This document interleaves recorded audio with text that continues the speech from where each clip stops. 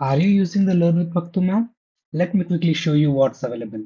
Currently, courses have not been launched yet, so you may not see any courses on the home page. Okay, but don't worry, you can access free study materials and you need to click on this hamburger menu. You will be able to see some options, right? So, ಈ options ಅಲ್ಲಿ ನೀವು free material ಮೇಲೆ click ಮಾಡಿ ಇದರಲ್ಲಿ ನೀವು ನೋಡಬಹುದು ಬೇರೆ ಬೇರೆ ಆಪ್ಷನ್ಸ್ ಇದಾವೆ GPSTR ಕ್ರೈಸ್ ಮತ್ತೆ ಕಂಪ್ಯೂಟರ್ ಬೇಸಿಕ್ಸ್ ಅಂತ ಹೇಳಿ ಇದರಲ್ಲಿ ಸದ್ಯಕ್ಕೆ ನಾವು ಕ್ರೈಸ್ ಅಷ್ಟೇ ಅಪ್ಲೋಡ್ ಮಾಡಿದ್ದೇವೆ ಹೌದಾ ಸೊ GPSTR